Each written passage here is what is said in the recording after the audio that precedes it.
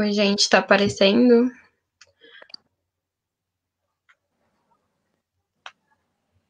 Já tá. Já tá? Deixa eu ver. Agora apareceu aqui os views, que ainda não entrou ninguém, né? Beleza. Boa tarde. Boa tarde a todos. Eu sou a Sofia Souza, sou aluna de GPP, Gestão de Políticas Públicas. Eu tô no quarto semestre e hoje eu tô representando o Centro Acadêmico Herbert de Souza. A gente veio nesse encontro, nessa mesa, com o tema de vidas negras em foco, né?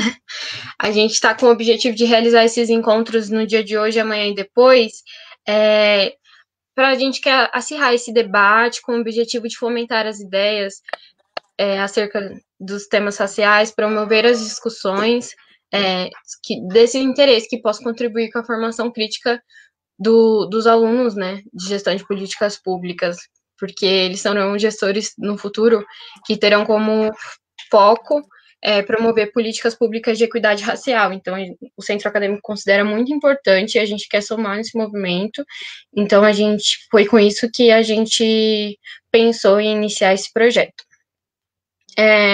Também no objetivo de integrar a comunidade de EPP, os alunos, os discentes, os docentes, os pesquisadores, e também personalidades artísticas que vão ser temas das outras mesas dos próximos dias. Nesse sentido, a gente vê a necessidade, né, mesmo em EAD, de promover esse evento e com a temática de vidas negras em foco, onde a gente pretende debater principalmente na mesa de hoje, o debate sobre... Ai, gente, peraí um minutinho, que eu me perdi um pouco aqui.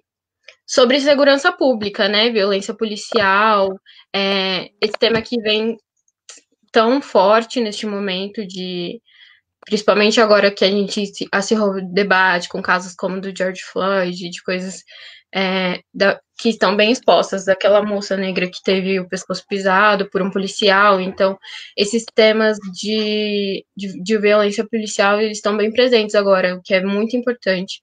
E a gente achou muito necessário fazer esse evento hoje com foco na questão de violência policial e segurança pública. Nesse sentido, eu venho apresentar para vocês a Tamires Sampaio, né? Essa moça bonita que está aqui do lado. Ela é advogada e mestra pelo Mackenzie, ela é diretora do Instituto Lula e militante pelo CONEM. Ela também está saindo como pré-candidata a vereadora pelo PT. E o Vinícius Souza, historiador e professor de história, ele é colunista do Clio Operária e militante pelo coletivo Negro Minervo de Oliveira, né? Desculpa. Isso. Então, eu passo a palavra. Isso, obrigada. Então, eu vou passar palavras para a Tamires. Ela vai começar o nosso debate. E depois o Vinícius. Tá bom, gente? Pode começar. Tamires? Passa a palavra. Oi. Você tá me ouvindo bem? Tô sim. Tá me ouvindo bem, tá? Eu tava pensando em trocar pro computador, mas assim tá tranquilo. Acho que tá bom. Porque a sua voz, ela... Oi? Tá tudo certo, eu tô te ouvindo bem. Tá, beleza, então. Eu queria primeiro agradecer o convite de estar participando aqui desse debate. Para mim é sempre uma honra fazer parte de discussões, ainda mais sobre um tema que eu pesquiso, que é meu tema de militância, que é um tema que eu costumo falar que nós, que somos jovens negros da periferia, a gente vive e respira a luta contra o genocídio da população negra, né? E, em especial, falar isso num evento organizado pelo Centro Acadêmico. Eu que fui militante do movimento estudantil quando eu estava no Mackenzie, fui presidenta do Centro Acadêmico de Direito do MAC, então fico muito feliz de poder contribuir com esse ciclo de debates que vocês têm feito sobre vidas negras em foco. Como você mesma comentou, Sofia, meu nome é Tamires, eu sou advogada, sou mestre em Direito Político Econômico pelo Mackenzie, Eu pesquisei tanto na graduação quanto durante o mestrado segurança pública, racismo estrutural, política criminal e genocídio da população negra no Brasil. Né? O foco da minha pesquisa é como o racismo estrutural ele influencia no processo de genocídio, de extermínio da população negra no Brasil, através da política de segurança pública e do sistema de justiça criminal, da política criminal no Brasil. Né? Então, antes de tudo, para começar, eu costumo falar que a gente vive num país em que mais de 2/3 da nossa história foi marcado pela escravidão da população negra. E é importante que a gente tenha essa noção, porque no pós-abolição não houve um processo de inserção da população negra na sociedade, muito pelo contrário. Né? Se iniciou um processo de criminalização, de extermínio físico, de segregação social e espacial. Né? Então, para a população negra, com a abolição da escravidão, foram dados como se fossem 3 alternativas. Uma alternativa é sair do centro das cidades e ir para as periferias. Outra era criminalizar todas as práticas que eram relacionadas aos negros e negras na época, que é a criminalização da capoeira, a criminalização do curandeirismo, que foi como era conhecido as religiões afro-brasileiras na época, criminalização da vadiagem, que na minha avaliação é uma das faces mais perversas, inclusive da abolição da escravidão, porque aboliram a escravidão e o trabalho que passou a ser feito, que seria assalariado, né, ele passou a ser feito pelos imigrantes europeus e não pelos negros e negras que eram escravizados. E, por fim, o extermínio físico, né? A violência, a morte. Então, e esse cenário, né? Essas opções que foram dadas para a população negra no pós-abolição construíram a base da estrutura brasileira, da nossa cultura, da nossa sociedade. Né? Não à toa o racismo, quando a gente fala que ele é estrutural, significa que ele se relaciona em todas as nossas relações sociais e institucionais. Né? Ele está relacionado ao sistema jurídico, ao sistema político, ao sistema econômico, à ideologia. Por quê? Na ideologia, ele está relacionado à forma do que é ser negro, a como que é ser negro foi construído e foi constituído na nossa sociedade. Então, os meios de comunicação, os programas de televisão, as novelas, os filmes, as revistas, né? Como que o negro, como que a negra é representado nesse espaço. Né? Como que o programa do Datena, toda a tarde, por exemplo, sempre reproduz a imagem de um jovem negro, do homem negro como criminoso. Como que os meios de comunicação sempre reproduzem a imagem das mulheres negras como objetos sexuais, como seres a serem, né, objetos corpóreos a serem utilizados e explorados sexualmente ou em relação ao trabalho físico, braçal, dentro de casa, trabalho doméstico. Né? Como essas imagens, tanto no que se refere à criminalização da população negra, quanto no que se refere à construção de uma tentativa de inferiorização do que é ser negro no Brasil, é constituído através desses programas televisivos, através dos meios de comunicação. Né? E esse processo da relação entre o racismo e a ideologia tem um reflexo direto do racismo com o direito, do racismo com a economia, do racismo com a política, porque essas instituições, elas sobrevivem, né, e elas existem para a manutenção dessas estruturas sociais que foram construídas desde a época do Brasil escravocrata. Né? Essas estruturas sociais que são violentas, que são discriminatórias contra a população negra, pobre e periférica. E esse processo de discriminação, de violência, de autorização à morte, inclusive de naturalização dessas violências, eles são, em especial, conduzidos através da nossa política criminal e do sistema de segurança pública, que aqui no Brasil foi construído a partir de uma dinâmica de 2 principais pilares, que é a manutenção da ordem e a prevenção de riscos. Né? A manutenção da ordem, ela está relacionada à manutenção do status quo, à manutenção da estrutura social. Né? Ela está relacionada à proteção do patrimônio em detrimento de vidas.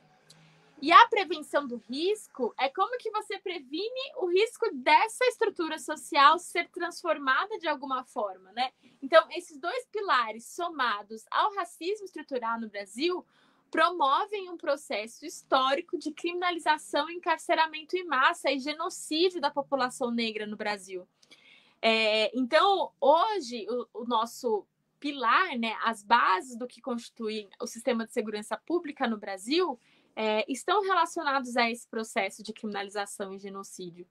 Então, para a gente pensar em uma lógica, né, de construir um novo sistema de segurança pública, a gente necessariamente precisa ter essa noção, né, histórica e de como o racismo ele está diretamente relacionado a como a instituição, né, as instituições relacionadas à segurança pública ou à política criminal, então isso vai desde o judiciário à polícia militar, ao Ministério Público, enfim, né, todas as instituições que estão relacionadas a isso, como elas atuam, de certa forma, para a manutenção dessa estrutura que é classista, violenta e é racista e discrimina a população pobre, negra e periférica, né? E hoje, né, o que antes era poderia ser visto, né, através da criminalização da capoeira ou do curandeirismo, a gente percebe que acontece através da criminalização das drogas, né, da guerra às drogas. E guerra às drogas, na realidade, não é uma guerra droga em si, é uma guerra contra a juventude negra e periférica, porque esse processo de guerra às drogas é o que corrobora e é o que autoriza a polícia militar ser violenta e invadir casas e assassinar crianças e adolescentes dentro de casa.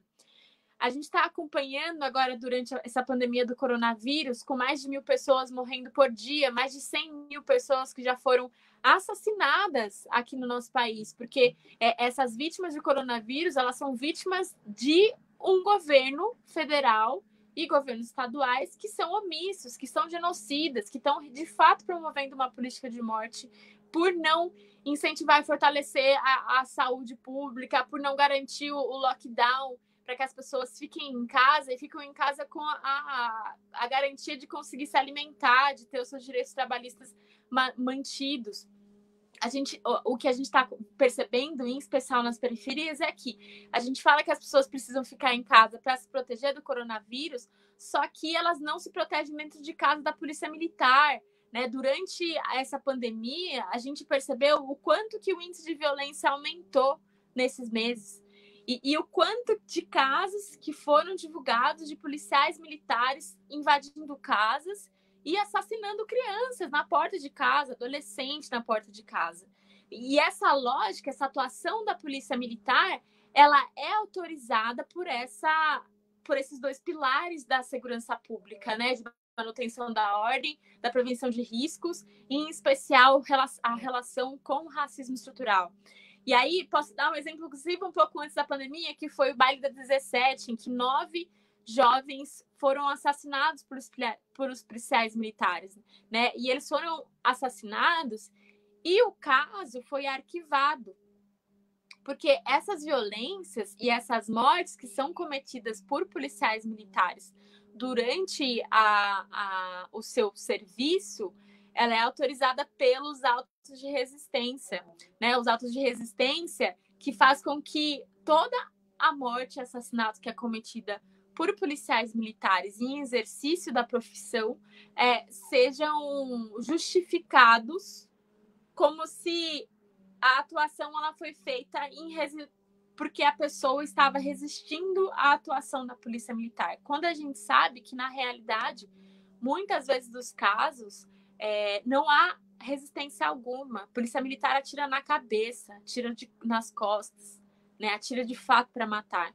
E é importante, inclusive, que a gente fale que atira para matar com autorização do governador Dória.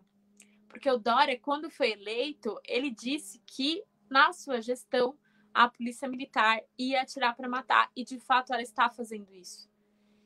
E aí, você fala assim, nossa, Tamires, então o sistema de segurança pública, ele está diretamente relacionado à manutenção dessa estrutura de desigualdade, né? O racismo estrutural faz com que a polícia militar extermine pessoas negras e periféricas sem serem julgadas. Então a gente tem que acabar com isso tudo, né? O que que faz? Tem que acabar com a polícia. É assim que resolve, né? Criminalizando o policial. E aí eu falo assim, a gente precisa pensar, porque a estrutura da segurança pública ser construída da forma que ela traz violência e gera violência para a população pobre, negra e periférica e inclusive para o policial. Porque o Brasil, ele tem a polícia que mais mata e a polícia que mais morre. E essa polícia que mais morre, ela não é o maior número de casos dessa morte, não é o assassinato, é o suicídio. Porque essa estrutura de violência a qual a polícia militar é formada, né, para fazer, é uma estrutura de violência que atinge diretamente os policiais militares também, que muitas vezes são pessoas negras e que são pessoas periféricas, que também sofrem com esse processo de extermínio e com essa política de morte. E eu falo isso por quê? Porque, na minha avaliação, é muito importante que, quando a gente discuta segurança pública, a gente comece a falar sobre a necessidade de construir um sistema de segurança pública cidadão, né? Que é um sistema de segurança pública que não esteja relacionado à proteção do patrimônio em detrimento de vidas negras e periféricas, vidas jovens, de mulheres, de LGBTs, que é como é hoje. Né? A gente precisa de um sistema de segurança que garanta os direitos da população, né? Em especial o direito à vida e à liberdade, que é tão atacado diariamente no nosso país. Em 2016, teve uma CPI sobre o assassinato dos jovens no Brasil, e no relatório da CPI foi destacado que a cada 23 minutos um jovem negro é assassinado no Brasil. A cada 23 minutos esse jovem negro é assassinado. E eu lembro que quando eu comecei a militar no movimento negro, em 2012, mais ou menos, que a gente tinha um comitê contra o genocídio da população negra, da juventude negra, a gente sempre falava em jovens negros sendo exterminados. Só que nos dias de hoje, as mulheres negras também entraram no radar do genocídio. As mulheres negras, elas estão sendo assassinadas, sendo vítimas de feminicídio, sendo vítimas também de violência policial. Algumas semanas atrás, nós acompanhamos uma senhora de 51 anos de idade que foi torturada por um policial militar a céu aberto. Né? O policial militar, ele pisou em cima do pescoço dela, quebrou os dois pernas dela, e quem no final teve que responder processo foi essa senhora negra, não foi o policial. Ela foi torturada, ela teve seus dois braços, suas pernas quebradas pelo policial, e ela que respondeu por desacato à autoridade, por conta dessa lógica de como é constituído o sistema de segurança, que autoriza a violência. E aí, quando eu falo sobre segurança pública cidadã, e sobre a necessidade de um sistema de segurança que garanta os direitos, né, e não proteja o patrimônio em detrimento de vidas, eu estou falando sobre a necessidade, por exemplo, da gente fortalecer as políticas sociais, construir políticas de redução da desigualdade, políticas de geração de emprego e renda, fortalecer a educação, a saúde pública, valorizar a cultura na periferia. Eu estou falando sobre fortalecer, por exemplo, os conselhos de segurança pública, os CONSEGs, para que a sociedade civil, para que os movimentos sociais também participem da formulação da política de segurança na cidade. E, para além de participar da formulação, também entendam como que essa política é executada na prática, né? E acompanhem isso no dia a dia. Né? Quando eu falo sobre segurança pública cidadã, eu também estou falando sobre a formação, mas não só a formação, porque a Polícia Militar e a Guarda Civil Metropolitana, eles possuem formação em direitos humanos, né? Possuem formação relacionada ao racismo, ao atendimento com a população, só que tendo uma instituição de segurança baseada em uma lógica militarizada, que é como a gente tem hoje a Polícia Militar, o que a gente percebe é que a polícia e a Guarda Civil Metropolitana, eles tratam a população como um inimigo a ser combatido, Porque é isso que né, é isso que é a lógica militar. A lógica militar é de guerra. E na guerra, a gente tem que atacar o nosso inimigo. E nesse caso, o inimigo é a população pobre e negra da periferia, em especial a juventude da periferia.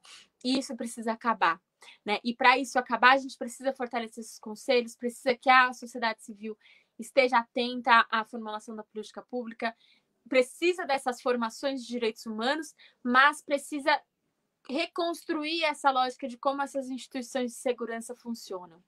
Né? Acabar com essa militarização nesse sentido de que a lógica da segurança está relacionada ao combate ao inimigo, uma lógica de guerra. Não é isso que é segurança, ou não é isso que deveria ser a segurança pública no nosso país. E aí, eu acho que eu já vou encaminhando mais pro final, porque a gente tem meia hora, mas também acho que ficar 20 minutos, muito tempo falando, a gente acaba ficando muito... acho que é bom também ouvir, eu quero ouvir o Vinícius, eu quero ver as perguntas, se tiver alguma pergunta para a gente trocar, porque falar sobre segurança pública é falar sobre o nosso dia a dia, é falar sobre nossa vida.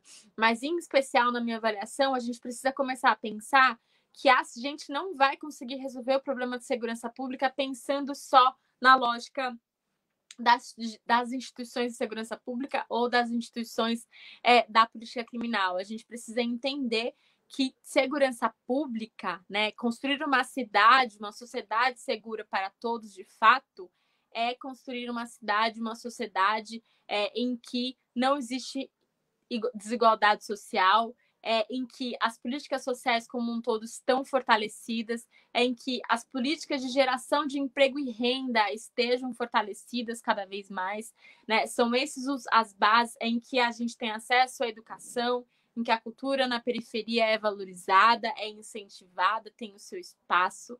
É através disso, desses fortalecimentos, que a gente, de fato, consegue construir uma sociedade, uma cidade segura para todos e todas, né? Junto com o processo de desmilitarização da polícia, com o fortalecimento dos consegues, né? Com a construção dessa lógica de segurança pública cidadã.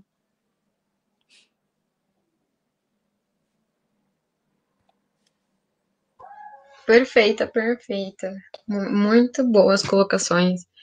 Obrigada pela aula, né? Vinícius, você tem a palavra, se quiser falar. Obrigado. Eu gostaria de começar também agradecendo o convite em nome do coletivo Negro Minervino de Oliveira, esse espaço importantíssimo aqui para estar aqui falando para alunos do curso de Gestão de Políticas Públicas, né, que tem um papel importante, né, na sua atuação em relação à segurança pública. Queria saudar a fala da Tamires, foi muito boa, bem pertinente, todos os pontos colocados são fundamentais. E para contribuir para o debate, eu queria trazer aqui, para a gente pensar a questão da segurança pública e do racismo hoje no Brasil, a gente pensar a relação dialética entre dois pontos fundamentais da formação histórica do Brasil. Então, primeiro, eu queria falar um pouco aqui sobre a formação histórica do racismo no Brasil e como isso influi nas dinâmicas sociais, de segurança pública, de violência e nas relações sociais de maneira geral. Bom, eu queria trazer aqui para a conversa um autor muito importante, um intelectual negro muito importante na história do Brasil, e como a maioria da intelectualidade negra excluído sistematicamente das bibliografias dos cursos de ensino superior, que é o Clóvis Moura, né, um dos maiores intelectuais brasileiros, historiador e sociólogo de importância fundamental. Né? Clóvis Moura, quando ele vai analisar o racismo brasileiro, ele faz a seguinte observação, né? No século XIX, quando a gente estava caminhando para a abolição da escravidão, né, do modo de produção escravista, a gente entrou num processo com a proibição internacional do tráfico de escravos, a gente entrou num processo de escravismo tardio, ou seja, a maioria dos países do mundo países coloniais estavam abolindo a escravidão, enfim, dos seus regimes jurídicos, dos seus ordenamentos jurídicos, e o Brasil seguia com a escravidão até 1888 como parte fundamental da economia e do desenvolvimento econômico de outros países aí que se beneficiavam do desenvolvimento econômico brasileiro, né? Então, veja, primeiro a gente tem que entender que o Brasil, com esse processo de abolição tardia da escravidão, ele conseguiu fundamentar um sistema econômico capitalista moderno, porém com relações sociais arcaicas, ou seja, ele conseguiu fazer essas relações sociais de caráter colonial e escravista de desumanização da população negra. Isso foi reinserido em dinâmicas sociais do Brasil de trabalho livre assalariado. Isso é fundamental para a gente entender como se desenvolve o racismo no Brasil, porque, como a Tamires bem tinha pontuado, né, com a abolição da escravidão, a gente não tem um processo de inserção sistemática da população negra na sociedade brasileira de trabalho livre, através de políticas públicas, enfim, de ações coordenadas a nível nacional para a inserção do povo negro. Na verdade, o que a gente tem nesse processo é a marginalização completa da população negra sendo imposta pela vinda promovida pelo Estado brasileiro dos imigrantes europeus para o Brasil para responder aí a um processo de branqueamento da sociedade brasileira, né, pós-escravidão. Isso colocou a população negra nos locais mais marginalizados possíveis. Por quê? Porque com o povo europeu ocupando os espaços de trabalho, né, o povo europeu veio para cá imigrante, pobre, trabalhando, enfim, nas fazendas, nas indústrias, nos centros urbanos, e a população negra sendo sistematicamente colocada à margem da divisão social do trabalho no Brasil, né, que por essa característica se torna também uma divisão racial do trabalho nesse período de pós-abolição da escravidão. A gente tem a desumanização da população negra acontecendo, né, pela falta de capacidade, dadas as condições da sociedade brasileira, da população negra fazer a manutenção da sua vida material. Então, veja, a gente tem a população negra ocupando os piores locais de trabalho na sociedade brasileira, né? Nesse momento aí a gente vê a população negra virando mão de obra de reserva, né, da sociedade brasileira, então fazendo os piores trabalhos, tendo consequentemente os menores salários, estando nos piores espaços sociais por causa disso, estando também marginalizada pelas condições sociais impostas, estando marginalizada a também outros meios de sobrevivência em meio a essa dinâmica excludente de trabalho para a população negra. Então, veja, o povo não tem emprego, mas o povo tem fome, o povo tem necessidade, o povo tem família e precisa de alguma forma fazer a manutenção da sua vida material. Então, veja, estando nesse local marginalizado da sociedade, a gente tem aí diversos processos, né, por consequência, né, social, aumento da violência urbana, crime, esse tipo de coisa, porque a população busca sobreviver de alguma forma. Então, veja, você tem a incapacidade de acesso ao trabalho formal da população negra, aí você tem formação de favelas, formação de periferias na história brasileira, e o contexto violento de dinâmica desses espaços urbanos, né? E com isso, a gente tem o papel da violência do Estado entrando nisso, o que está condicionado também ao desenvolvimento estrutural, né, da nossa sociedade, também a nível de desenvolvimento econômico, porque veja, né, Clóvis Moura fala que com esse processo de escravismo tardio, né, com esse processo de capitalismo com relações sociais arcaicas, a gente tem a manutenção de um comportamento colonial em toda a sociedade brasileira, né, toda a sociedade brasileira respondendo na sua intelectualidade, nas relações sociais, nas relações de trabalho, nas relações políticas, elas estão respondendo a um comportamento colonial imposto para essa continuação dessas relações sociais, que também fazia parte do processo, né, de desenvolvimento do capitalismo brasileiro para um capitalismo tardio, que é um capitalismo dependente. Aí, desde a abolição da escravidão, né, vem acontecendo esse processo de dependência da economia brasileira. Então, veja, você tem todo o cenário político, econômico e social para a construção de uma sociedade que, no ponto de vista da divisão internacional do trabalho, ela está com relações sociais arcaicas no sentido de não serem condizentes com a ideia de sociedade moderna, né? Então, veja, isso, né, Clóvis Moura caracteriza como autoritarismo brasileiro advindo da escravidão, que se propaga da seguinte forma, né?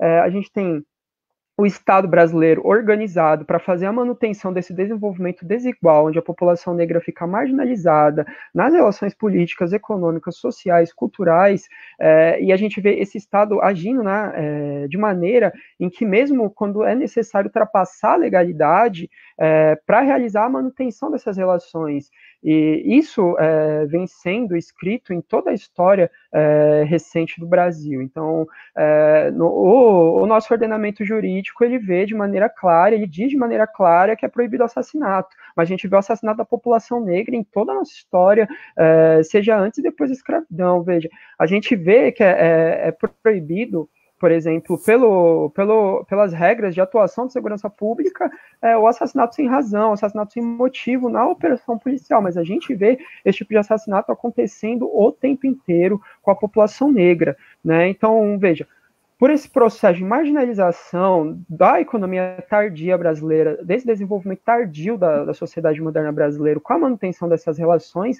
raciais que têm raiz no processo de escravidão, né, a gente se acostumou a ver a marginalização da população negra, a gente se acostumou com a desumanização da população negra.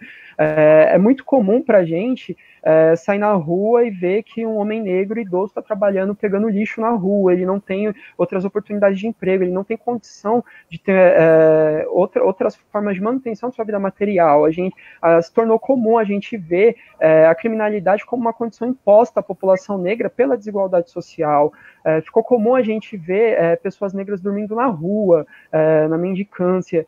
Tudo isso fez parte comum da construção do cenário da sociedade brasileira. Então, a gente está acostumado com a desumanização do povo negro. E aí, quando isso se aplica no universo da segurança pública, a gente tem que entender como que acontece também os desenvolvimentos, todas as etapas do desenvolvimento da economia da nossa sociedade, porque isso incide diretamente na manutenção da vida material da população negra, né? A marginalização isso é importante a gente entender, né? O processo de desumanização, ele não acontece simplesmente porque as pessoas racistas odeiam pessoas negras, isso faz parte, claro, mas a gente tem que entender que isso está respondendo ao funcionamento estrutural de uma sociedade em todas as suas dimensões, né? Então a gente tem que perceber que sempre que no Brasil, sendo um país com o desenvolvimento da sua economia sendo imposto de maneira tardia e de maneira dependente, esse desenvolvimento ele sempre foi forçado por vias violentas do Estado, né? Uma das expressões mais fortes que a gente tem, né, de como a violência do Estado foi aplicada para o desenvolvimento da sociedade brasileira, sobretudo no plano econômico, por exemplo, o golpe de 64. E o golpe de 64 ele é fundamental para a gente entender uma questão da segurança pública brasileira, que é a doutrina de segurança nacional, que é o que faz escola na atuação policial no Brasil até hoje. Então, veja, com esse desenvolvimento forçado, sempre essas fases forçadas de desenvolvimento do capitalismo brasileiro, a gente tem o acirramento das contradições no interior da sociedade, né? Então, veja, conforme vai aumentando a exploração, conforme você tem governos, figuras políticas importantes, falando abertamente em termos racistas, né, em termos que desumanizam parcelas inteiras da população, você tem um acirramento claro das contradições da sociedade, né? Você tem um acirramento do processo de luta de classe, você tem um acirramento das contradições raciais e por aí vai, né? E com o processo do golpe de 64, a segurança pública brasileira, adotando a doutrina de segurança nacional, ela passou a atuar da seguinte maneira, né? No sentido de que a sociedade no seu interior, ela está sempre em guerra, né? E com isso, com a sociedade estando sempre em guerra, dentro da própria sociedade, estabelece-se a dinâmica de o inimigo interno da sociedade brasileira que a segurança pública precisa combater. Então, tem sempre, né, uma figura na sociedade que representa a ameaça para a sociedade, enfim, para suas elites, né, para a burguesia nacional, para suas elites racistas e classistas, enfim, tem uma figura que representa o perigo para essa sociedade. Por quê?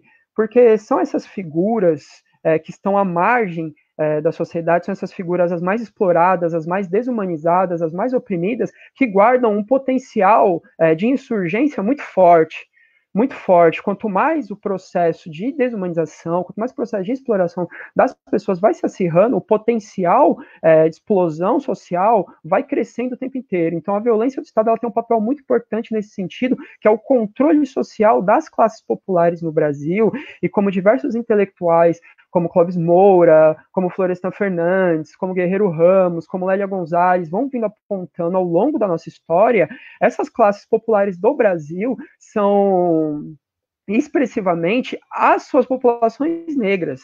É a população negra que compõe as camadas marginalizadas no Brasil nas suas mais diversas dimensões. É a população negra que está nos piores trabalhos, é a população negra que está no trabalho informal. Ainda nos dias de hoje a gente pode ver isso de maneira bem expressiva, né? A gente está aí com 40 milhões de trabalhadores informais, de sua maioria negra, né? O trabalho informal incide de uma maneira muito mais expressiva dentro da população negra do que da população branca.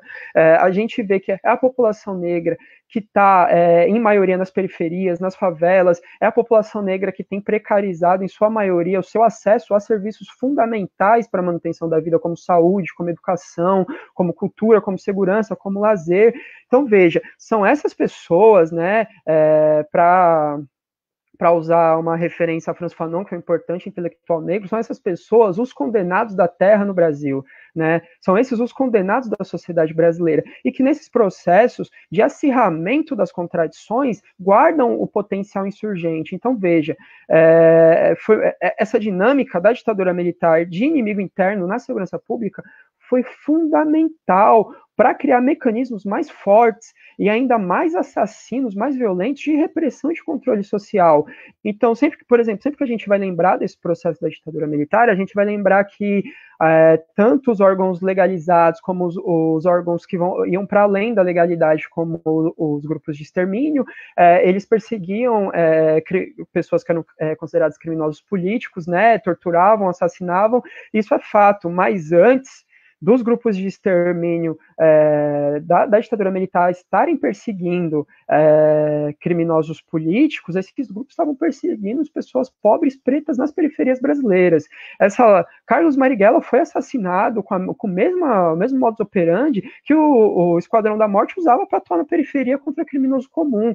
Então, essa lógica de uma segurança pública que entra, mata, some com o corpo, isso quando some, ou então entra, não faz pergunta, encarcera e condena esses corpos negros a um processo de desumanização dentro das cadeias do Brasil, essa prática ela foi fundada nessa noção de que existe um inimigo da sociedade brasileira e de que existe um medo nas elites brasileiras da violência, e a violência é direcionada para essas classes populares, para a população negra, para esses corpos que são considerados potencialmente insurgentes, né, e que pelos pressupostos da ideologia racista e autoritária do Brasil, né, são os corpos que são considerados como perigosos também a nível de que a população negra é naturalmente criminosa, a nível de que você tem que ter medo andando na rua quando você vê um negro. Tudo isso é construído historicamente pela ideologia racista brasileira que é fundada sobre o escravismo. E com o desenvolvimento da história recente do Brasil, a gente tem essa dinâmica de segurança pública sendo fundamentalmente a dinâmica universal para a atuação das polícias, sobretudo a polícia militar. Então, a gente vê que as polícias elas atuam com a lógica de que esse inimigo interno, né, que é a população pobre e negra, ele está em constante ação contra a sociedade, né? Então, para conseguir controlar esse inimigo, para conseguir diminuir o risco que ele tem para a sociedade, vale tudo para o Estado brasileiro, vale tudo para o Estado brasileiro contra essa população, vale tudo nesses territórios periféricos, nas favelas, vale tudo. Então a gente vê o assassinato sistemático como algo normal. A gente tem uma taxa de homicídio a nível de país de guerra declarada, país que está em guerra civil. A gente vê esse processo como um processo normal do desenvolvimento da sociedade brasileira e está no dia a dia, está no cotidiano. E aí, veja, com isso, a gente está falando fundamentalmente da morte como parte da prática política brasileira. E isso é muito importante da gente entender. A morte faz parte da prática política do Estado moderno brasileiro. Por essas relações sociais arcaicas fundadas sobre o escravismo brasileiro, que desembocam nesse mecanismo de dominação e exploração completamente desumanizador, que é o racismo no Brasil, né? E isso entra em movimento com essa lógica de segurança. Então, veja, o que a gente está falando é que expressivamente existe um projeto político, um projeto no interior do Estado brasileiro que vem sendo continuado por mais de um século, né? Desde a abolição da escravidão, de controle e eliminação dos corpos negros, da população negra, por esse âmago de coisas que as classes populares, que a população negra simboliza para as elites brasileiras e para o projeto político do Brasil, né? Então, é comum a gente ver como essa violência se desemboca no dia a dia, né? E eu falei que em 64 foi um processo de desenvolvimento forçado da economia brasileira que por consequência, gerou esse acirramento das contradições, e aí foi criado esses mecanismos de repressão ainda mais fortes para controlar, matar, né, e reprimir essas classes populares, que é a população negra e pobre. A gente pode ver também atualmente em um processo em que a gente tem um desenvolvimento econômico do capitalismo brasileiro completamente monstruoso, nos termos do neoliberalismo na atualidade, enfim, que aí tem a sua expressão em várias instâncias da administração pública brasileira, com o governo federal, com governos estaduais, com governos municipais. A gente vê também agora esse processo das contradições se acirrando e a violência contra a população negra também se acirrando nesse processo. Então, veja, não é à toa que, por exemplo, Witzel e Dória foram eleitos com discurso de segurança pública, completamente alinhados ao bolsonarismo, de que a polícia vai atuar para matar, e ponto. E é para isso que ela deve existir. E não é à toa que nos primeiros meses do ano, tanto a polícia de Witzel e Dória bateram recordes históricos de assassinato nos seus respectivos estados, né? A gente vê aí, né, o que não é novidade na sociedade brasileira, mas a gente vê no ápice da sua expressividade, né, essa morte como critério da prática política. Né? E a gente pode pegar essa violência do Estado, né, da segurança pública, e colocar para além do assassinato direto contra corpos negros. Então, veja, hoje mesmo saiu notícia que teve uma reintegração de posse em São Paulo autorizada pelo Dória, que colocou mais de 400 famílias na rua, né? E para lembrar uma fala do professor Silvio Almeida no Roda Viva, o movimento por moradia é também necessariamente um movimento negro, porque é a população negra que está marginalizada, né? Que está sem casa, que precisa ocupar para ter um lugar para morar. Então, veja, são 400 famílias de maioria negra que foram jogadas na rua, né? Há poucos dias atrás a gente teve em Minas Gerais a reintegração de posse do Quilombo Campo Grande, que era um assentamento do MST, que produzia, enfim, alimentos orgânicos, tinha uma dinâmica interna para conseguir suprir a necessidade dessas famílias que vão para as ocupações por necessidade. A gente viu uma reintegração de posse extremamente violenta, que teve helicóptero, teve drone, teve arma, teve camburão. Então, veja, a gente tem que entender fundamentalmente a que serve a nossa análise quando a gente fala, por exemplo, que o racismo é estrutural, que a violência é estrutural.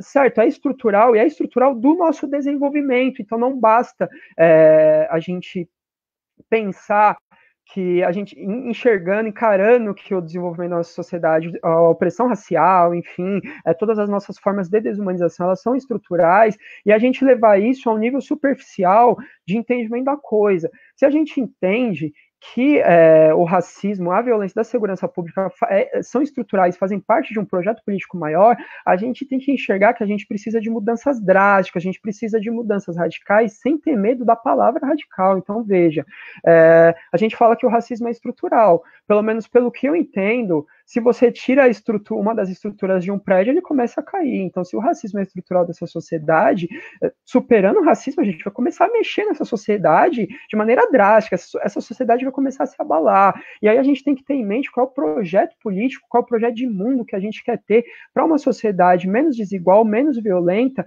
e que a racialização não seja um fator determinante da vida social. Né? E quando a gente pensa no universo da segurança pública, e aí pensando de uma maneira um pouco mais propositiva, primeiro a gente tem que pensar a formulação das políticas públicas de segurança pública. Veja, o movimento negro brasileiro, em basicamente toda a sua história, ele está atuando em cima da pauta da segurança pública. Não tem como você ser do movimento negro brasileiro e a segurança pública não ser uma prioridade no seu dia a dia, não ser uma prioridade da sua atuação. porque a gente vive num país que é basicamente um grande caixão para a população negra e pobre, e a população pobre que é necessariamente população negra em maioria. Então veja, a gente precisa pensar primeiro, quem está formulando as políticas de segurança pública, né? Pensando no curso de gestão de políticas públicas, quando a gente vai pensar, né, quem é que está dentro de um parlamento votando política de segurança pública, quem é que trabalha na burocracia das secretarias de governo, pensando também como aplicar a política pública, né? A gente tem dentro dos movimentos sociais, particularmente do movimento negro, na história do Brasil, né, um longo histórico de atuação de luta contra isso. Então a gente precisa pensar primeiramente, num processo de radicalização da participação política a nível dos movimentos populares, a nível dos movimentos sociais. A gente tem que começar a pensar segurança pública junto com quem está pensando isso em toda a história do Brasil, e não porque acha da hora pensar política pública, e não porque tem necessariamente o interesse em pensar isso, não, mas está pensando isso por necessidade, está pensando isso porque ou é transformar a segurança pública ou é continuar morrendo todos os dias, né? E isso acontece num nível necessariamente gigante, assim, de expressividade na nossa sociedade. Então, veja, a gente não está falando de maneira genérica, né, de assassinatos de pessoas negras. A gente tem que olhar que dentro dessa população sendo assassinada, a gente está falando de mães, a gente está falando de pais, a gente está falando de filhos, a gente está falando de crianças. A gente está falando de crianças que são assassinadas, crianças de 5, 6 anos, pessoas que são assassinadas porque vão comprar pão, pessoas que são assassinadas, e a desculpa é que a polícia confundiu saco de pipoca com cocaína, né? Eu não sei vocês, mas eu acho que qualquer pessoa que está na normalidade das suas faculdades mentais sabe a diferença entre cocaína e pipoca, né? A gente está falando de um homem negro ser assassinado porque estava com guarda-chuva na mão na rua, a gente está falando de uma senhora negra de mais de 50 anos sendo pisada no seu pescoço, tendo suas pernas quebradas por policiais atuando, e que isso é parte comum da atuação de segurança pública. Então, primeiro a gente tem que pensar quem é que está formulando política pública no Brasil e com quem a gente tem que começar a falar para formular política de segurança pública no Brasil, né? E a população negra está aí, a população negra não está deixando de pautar as políticas de segurança pública por falta de interesse ou porque não está nos espaços. A luta da população negra é histórica e acontece constantemente, acontece desde sempre. Então, primeiro a gente tem que começar a ouvir o que os movimentos sociais, o que o movimento negro, o que os movimentos populares estão falando sobre segurança pública, o que as pessoas que estão pautando segurança pública por necessidade em toda a história do Brasil estão falando sobre isso. E outro ponto é que quando a gente pega essa forma específica do desenvolvimento do racismo brasileiro, que está condicionado à política brasileira, ao desenvolvimento econômico brasileiro, enfim, e as suas relações sociais de maneira geral, a gente tem que pensar também que a gente precisa começar a mudar, a gente precisa começar a pensar uma nova lógica para se pensar a propriedade privada no nosso país, na nossa história, nas nossas dinâmicas sociais. Porque, veja, a dicotomia que a gente tem na nossa sociedade de marginal e de cidadão de bem, fundamentada em tudo isso aqui que eu falei, do desenvolvimento do racismo e da segurança pública no Brasil, essa dicotomia cidadão de bem e marginal, ela é fundamentada nisso como um mecanismo de defesa da propriedade privada. Isso a gente tem que encarar com clareza e sem medo. A gente vive numa sociedade onde literalmente roubar é pior do que matar.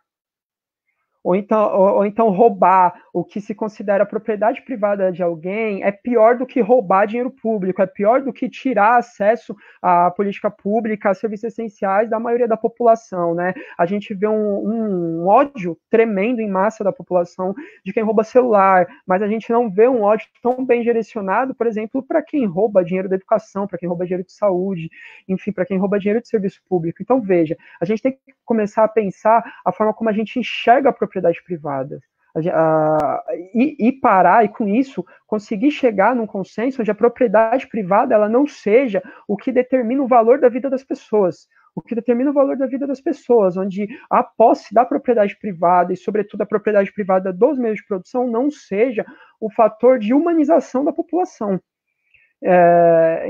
A gente tem que parar a gente tem que chegar E isso demanda muita luta, isso demanda muita paciência de luta para a gente chegar num projeto de mundo assim, onde a propriedade privada de alguém não seja o que vai determinar o assassinato. Então, assim, a gente tem que se perguntar como é que a gente enxerga a vida dentro de todas as outras características da nossa sociedade, quando a gente acha normal alguém morrer porque roubou um celular, quando a gente teria condições, né, num esquema mais bem pensado, de conseguir recuperar o bem de quem foi roubado e conseguir também não assassinar quem roubou, entender o processo que leva à criminalidade, o que leva à violência urbana, né, a nível de criminalidade, e conseguir desenvolver, né, e isso é plenamente possível, conseguir desenvolver um modelo de sociedade, né, onde a morte não seja um fator necessário, sobretudo por roubo de propriedade. Então, veja, a gente tem que parar de achar normal que alguém morra porque roubou, porque alguém morra porque alguém vai preso porque roubou manteiga no mercado, roubou carne no mercado,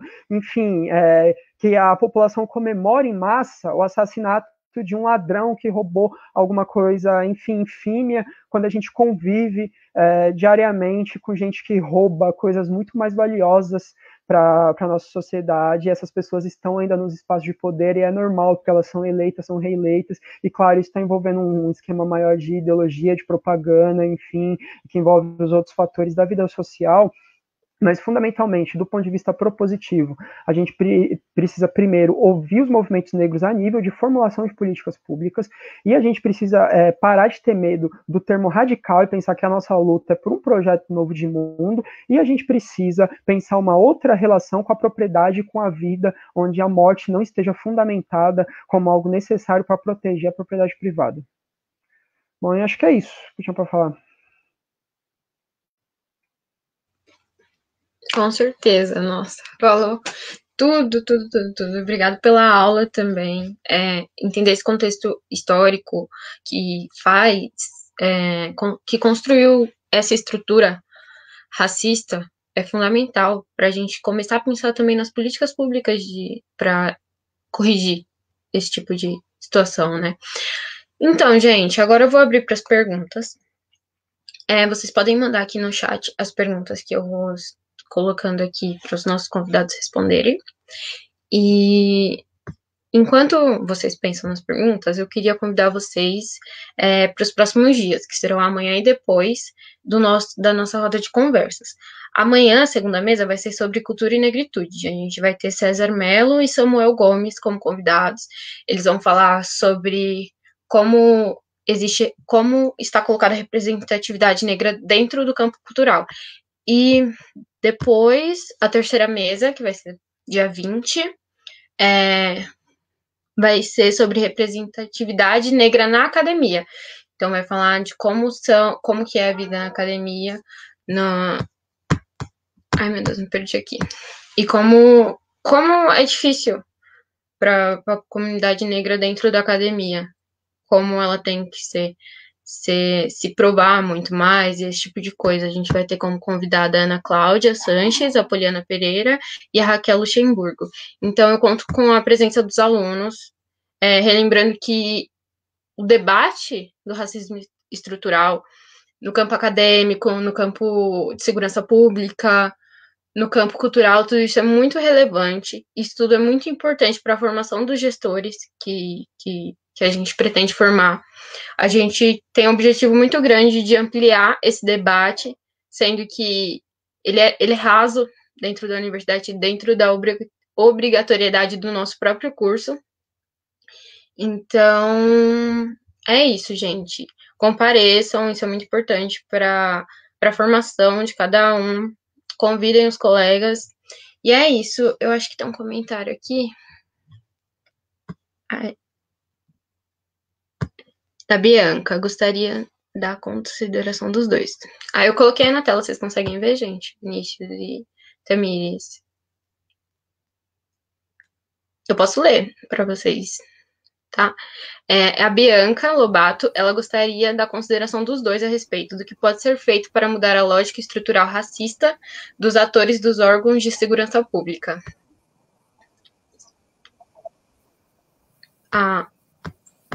Tamires pode começar depois do... Como Não, olha, Bianca,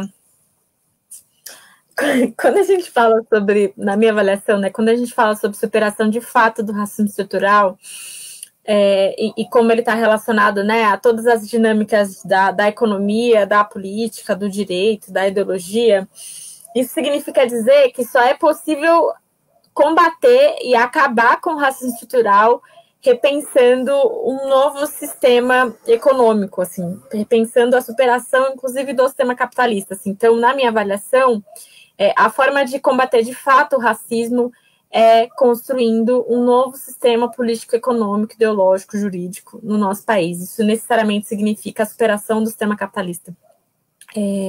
Só que a gente sabe que para superar, né, a superação do sistema capitalista tem uma série de etapas e formas, enfim. Hoje, no momento que a gente está, uma forma de lidar com a lógica de como o racismo ele se reproduz nas instituições de segurança pública e tentar, de alguma forma, né, acabar com essas violências que são sistemáticas e estruturais através desses órgãos, na minha avaliação, deve passar por, primeiro,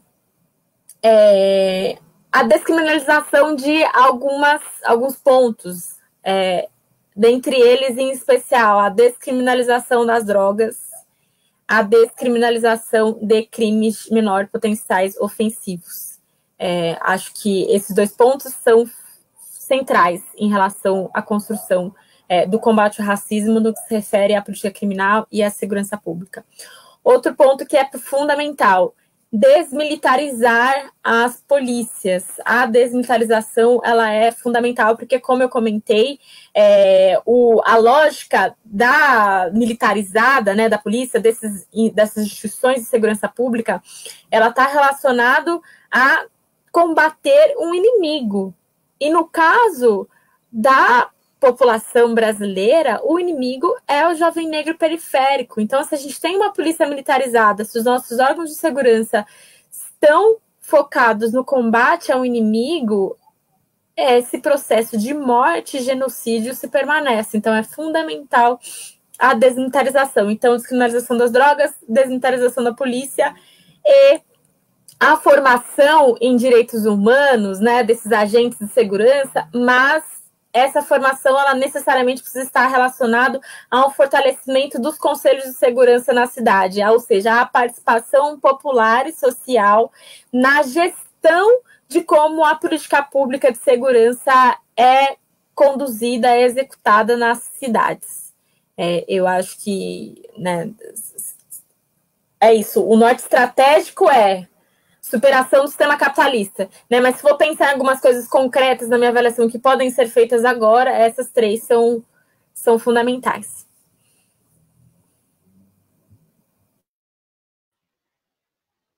Bom, puxando um gancho já do que já foi dito pela Tamires, eu queria lembrar uma coisa, né? A gente está falando bastante na atualidade as palavras racismo estrutural, né?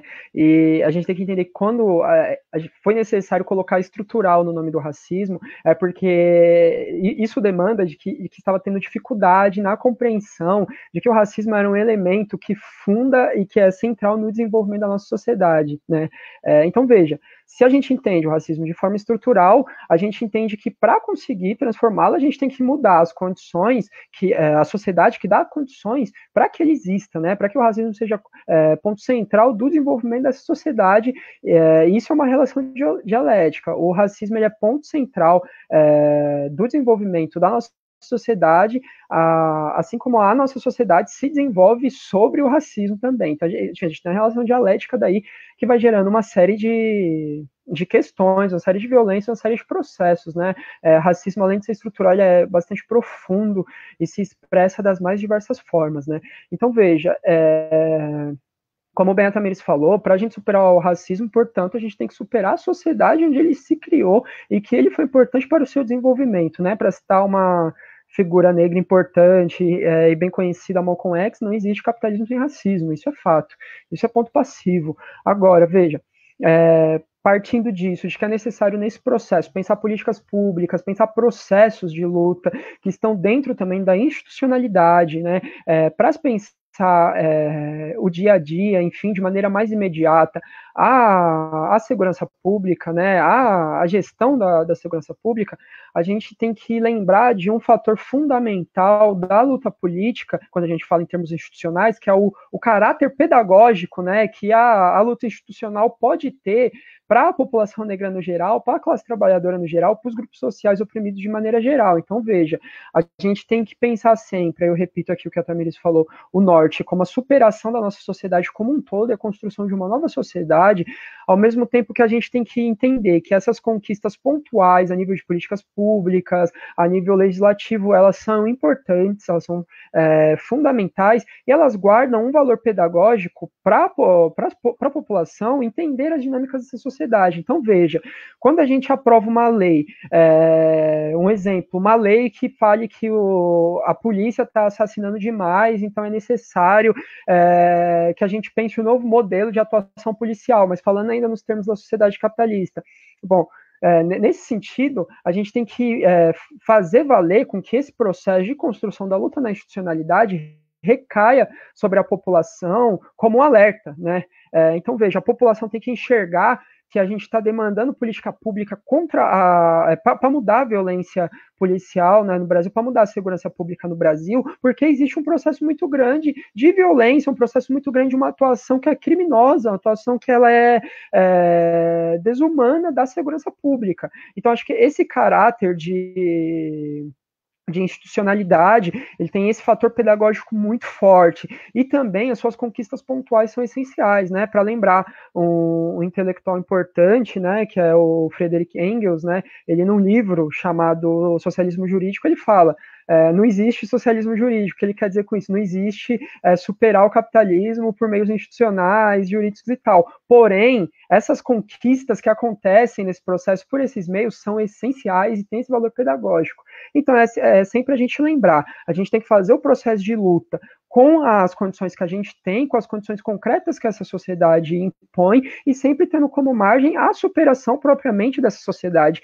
E a gente não pode ter medo disso, a gente tem que resgatar uma tradição de mobilização, de luta política radical, que ela já foi muito forte no século passado nas universidades, enfim, nesses espaços abertos de estudantes, a gente tem que resgatar isso e não ter medo de encarar isso, com todos os erros e acertos que as tradições radicais de luta tiveram, a gente precisa disso para construir uma sociedade diferente, uma sociedade que supere esses processos de violência.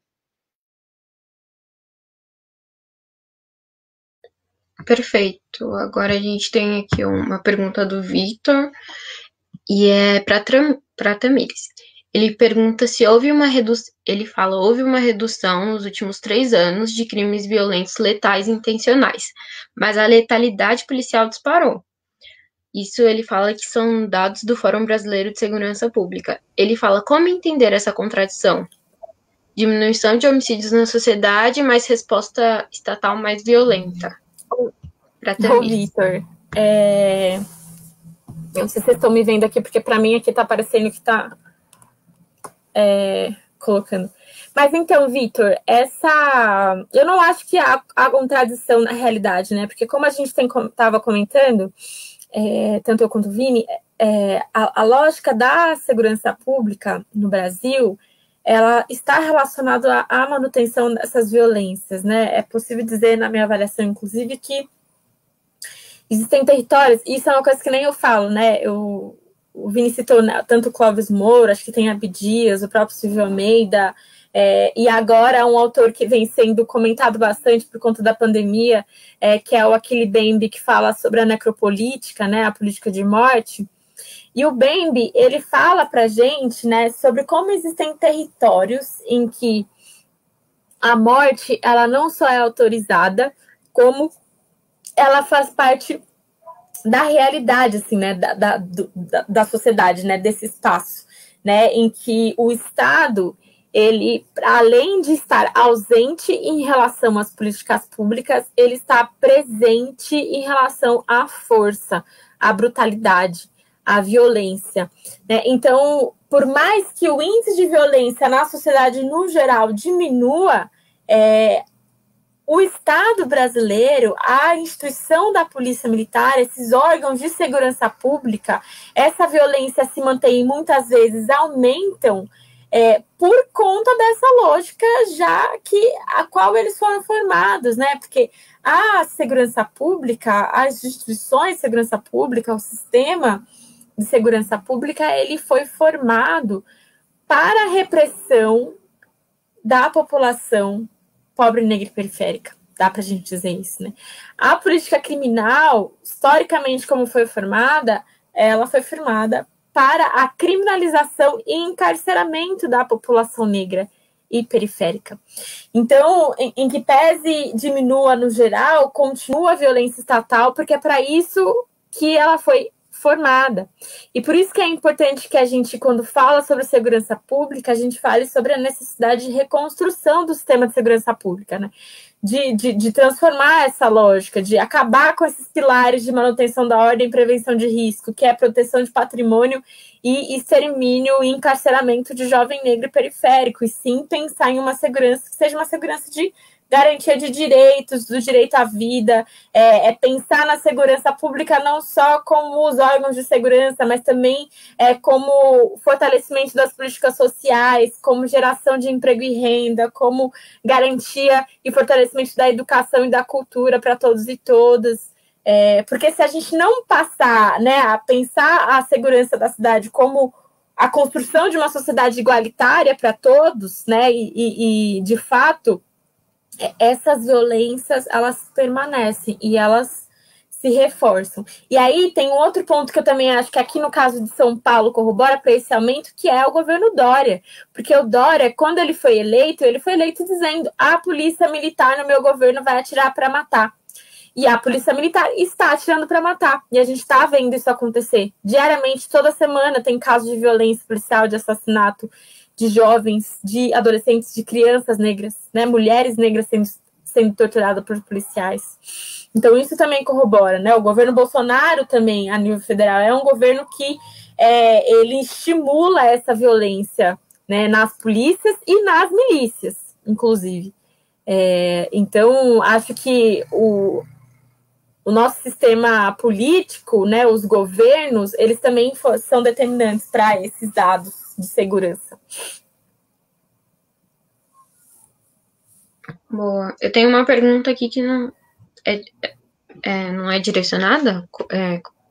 Vocês respondem quem se sente mais confortável. É do Marcos. Eu não vou colocar na tela porque senão vai ficar muito grande aqui, que a pergunta é grande. Ele fala: assim como a Tamiris trouxe os dados de a cada 23 minutos o jovem negro ser morto, é possível dizer que um jovem negro é tido como alvo para motivo de quebra do espírito de toda uma sociedade que teme pelo futuro de toda uma etnia e também como uma forma de desmotivação? Vocês entenderam a pergunta? Posso colocar aqui.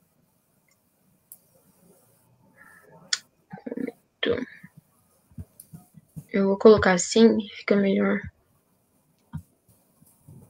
Assim, aí eu vou pôr a pergunta na tela. Acho que você pode responder, Tamiris ou Vinícius.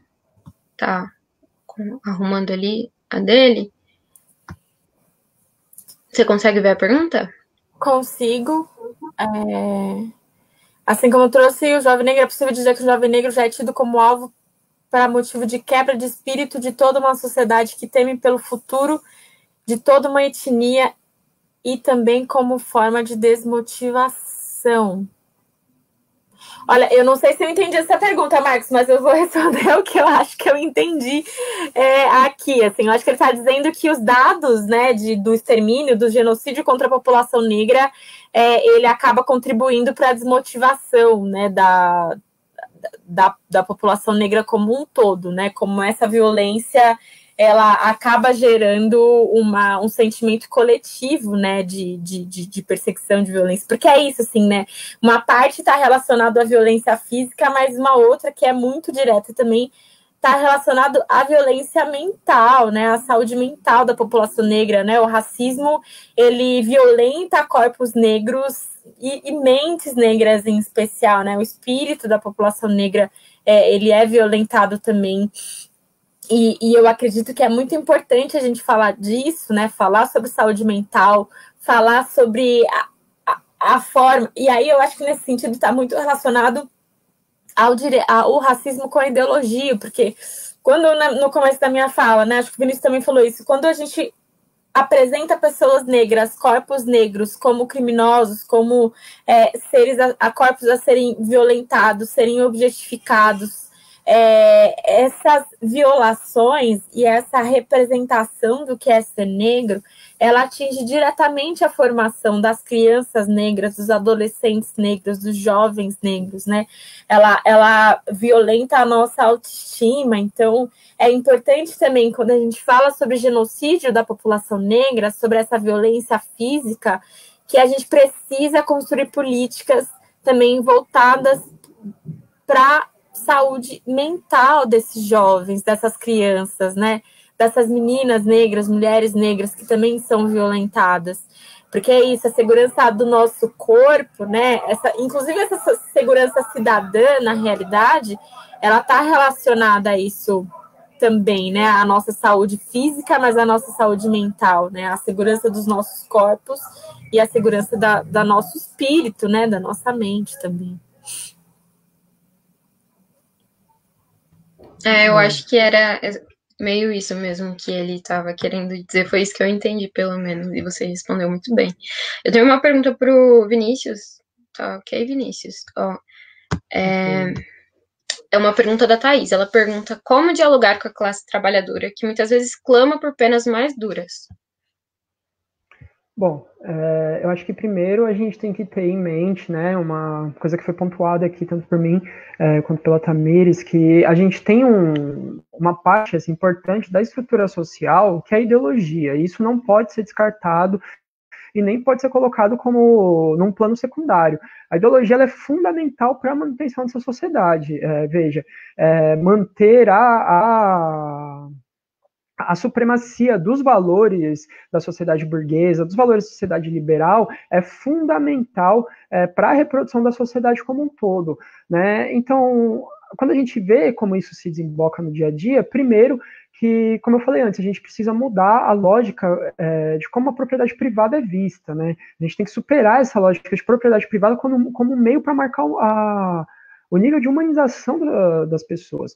Porque, primeiro, a gente já tem como valor social a propriedade privada como o bem maior da sociedade. Então, como eu disse, o crime de roubo ele é visto como pior do que assassinato, né?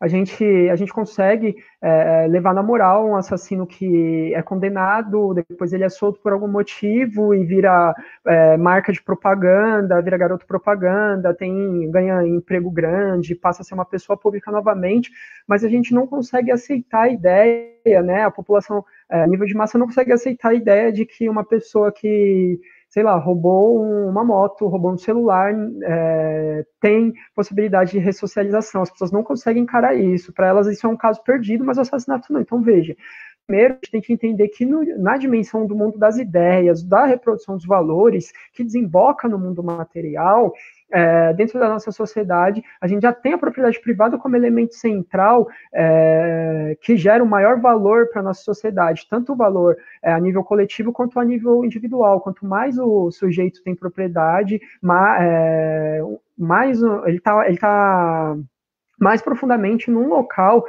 de humanização no interior dessa sociedade, aí, claro, com dinâmicas diferentes de raça, classe, gênero, enfim, né?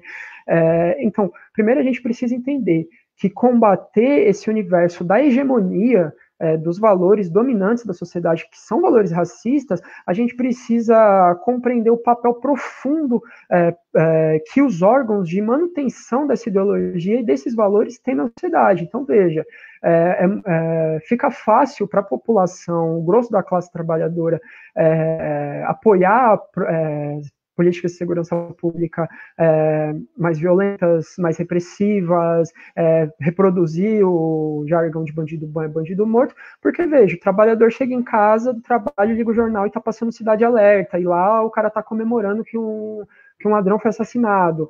Ele liga no Datena, o Datena está passando uma ficção policial ali em tempo real, acompanhando o helicóptero, tudo que está acontecendo ali, e vangloriando o papel da segurança pública nesse processo, né? Mais recentemente, eu cheguei em casa e minha mãe estava vendo o Record, Cidade Alerta, se não me engano, e o apresentador estava sentando o pau em gente que trabalha com direitos humanos, falando, o pessoal dos direitos humanos e não sei o que estão lá na Cracolândia para tentar ajudar viciado em droga, que está sofrendo repressão, mas cadê eles na delegacia com o filho de não sei quem que foi assassinado no latrocínio, não sei o quê. Então, olha, os órgãos, né, o que Gramsci chamava de órgãos privados de hegemonia, e aí entra o noticiário, e aí vai entrar também a escola, porque a gente aprende esses valores na escola também, vai entrar os filmes que a gente assiste, que a gente quer uma reprodução total desses valores também, o herói que sempre vai pegar o bandido que é uma ameaça para o mundo como um todo. Então, veja, a gente precisa entender que é fundamental que exista-se um combate político ao nível da disputa no campo das ideias, no campo da hegemonia. E isso é muito importante, e quando a gente pensa em esquerda como um todo, se perdeu um pouco de vista esse papel. E agora tem uma luta para retomar a ideia de reprodução de ideias e de valores como fundamental para a luta, né? E com isso a gente tem diversas estratégias. A gente pode pensar que uma estratégia interessante para pensar, para disputar a classe trabalhadora na pauta da segurança pública é, por exemplo, a atuação de militância em bairro. Sabe, a gente precisa também estar próximo, estar junto com a classe trabalhadora para dialogar. Até esse uso da linguagem é problemático, né? A gente tem também que parar de falar a classe trabalhadora para entender a nossa classe. Né, para se colocar nesse movimento, jogar o nosso corpo nesse movimento e disputar de fato as consciências das pessoas, porque em última instância a luta política ela acontece na disputa de consciências, né?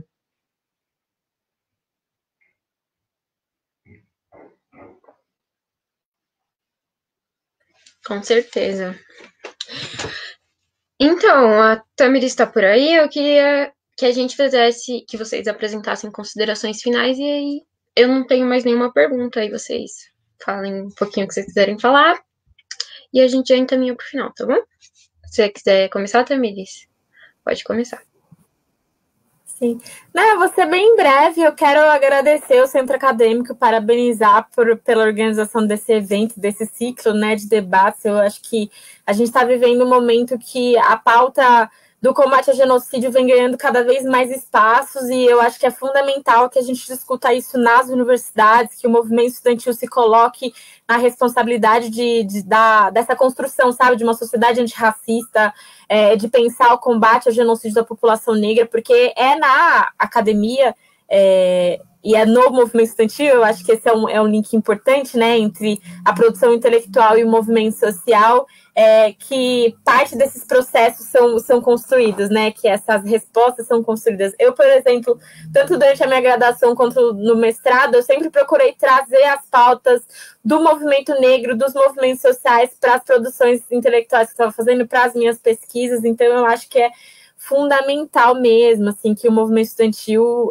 se coloque na responsabilidade de trazer esses temas para a discussão com os alunos, assim. Então, eu queria parabenizar o Centro Acadêmico por organizar o debate, agradecer mais uma vez o convite. Para mim é sempre um prazer participar de debates como esse, agradecer ao Vinícius, inclusive, aprendi bastante com ele aqui nessa nossa live. E falar que é isso, assim, gente, a gente precisa construir um sistema de segurança público cidadão, na minha avaliação, sabe? A segurança pública ela não pode ser baseada na proteção do patrimônio em detrimento de vidas negras e periféricas. E a gente precisa entender a importância do combate ao racismo estrutural nessas dinâmicas todas, né, do Estado, e em especial entender que a gente combate o racismo no dia a dia, todos os dias, pensando, discutindo, lutando e reconstruindo essa forma de se relacionar, principalmente, né? O nosso norte estratégico deve sempre ser a superação desse sistema, porque o sistema capitalista, ele sobrevive a essas explorações, a essas violências, né? Então, a gente precisa, de fato, construir maneiras de conseguir viver em uma sociedade que seja de fato igualitária, de fato democrática, né, de fato antirracista, feminista, em que a nossa cor de pele ou o local onde a gente mora não determina a violência do Estado sobre os nossos corpos, né? Muito pelo contrário, que a gente tenha os nossos direitos, a vida, a liberdade, a cidadania garantidos. Com certeza. Pode continuar, Vinícius. Bom, eu queria de novo agradecer o convite do Centro Acadêmico, em nome do Coletivo Negro Minervino de Oliveira, dizer que esse tipo de espaço é muito necessário, esse diálogo no interior do movimento estudantil ele é fundamental. Agradecer também a Tamires pelas falas, também aprendi bastante aqui, ouvindo o que ela tinha para dizer. E eu queria começar essa fala final lembrando de uma coisa que eu falei. Quando a gente tem um prédio, quando a gente começa a mover as estruturas desse prédio, esse prédio vai cair, né? Então, veja, se a gente enxerga que o racismo é estrutural e que também as diversas outras formas de opressão são estruturais, então, ou seja, para superá-las, a gente precisa fazer esse edifício cair, que é essa sociedade. E é aquela, a gente vai fazer isso aí, vai ficar sem um prédio no lugar? Não, a gente precisa, nesse processo, construir um novo edifício, né, uma nova sociedade que esteja sobre pressupostos realmente reais de igualdade, pressupostos realmente reais, enfim, de solidariedade, de convivência, de superação de opressões, né? A gente precisa constituir uma sociedade igual em todas as suas dimensões, Então, veja, eu quero lembrando mais uma vez, de Clóvis Moura, né? Clóvis Moura, quando ele vai analisar a história da luta do povo negro no que a gente conhece como Brasil, Clóvis Moura fala que desde o escravismo, a sociedade impõe para a população negra a radicalidade para resistir ao racismo. Por quê? Porque numa sociedade que te desumaniza, o único meio de você resistir é a radicalidade. Então, de novo, eu quero lembrar, não podemos ter medo desta palavra, principalmente se a gente entende racismo como estrutural. A gente precisa empreender uma luta, ela seja radical no sentido político e que ela tenha sempre um movimento, uma direção, um horizonte, que é a superação dessa sociedade como um todo, que é a superação do modo de produção capitalista e todo o seu arcabouço de opressões que são necessárias para a sua produção e para a sua reprodução. Então, veja, para terminar, eu quero lembrar, contra o racismo sempre há radicalidade política pela vida da população negra, enfim, na sua mais diversidade possível, e a luta contra o capitalismo para a superação de todas as formas de opressão, para a construção de uma sociedade livre e realmente emancipada para toda a população do mundo. É isso.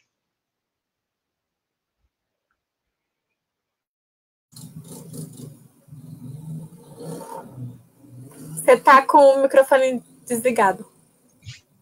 Obrigada. Eu queria muito agradecer vocês, pessoalmente e em nome do Centro Acadêmico, em nome dos alunos. Muito obrigada por disponibilizar o tempo de vocês para a gente poder acirrar esse debate. E é isso, as falas de vocês foram perfeitas, super bem colocadas. Muito obrigada mesmo pela disponibilidade. E vamos estar sempre em contato com o coletivo também, para a gente sempre poder estar procurando novas maneiras de construir algo juntos. Isso é muito bacana, somar juntos e tal. Então, muito obrigada. Então, gente, eu acho que é isso. Eu espero vocês nos próximos dias. Vinícius e Tamires também estão convidados para assistir. Tá sendo divulgação nas páginas do CAS. E é isso, gente. Participem dos próximos dias. E obrigada a todos que ficaram até agora assistindo. E boa aula para quem vai ter aula agora. Tchau, gente. Obrigada. Obrigada.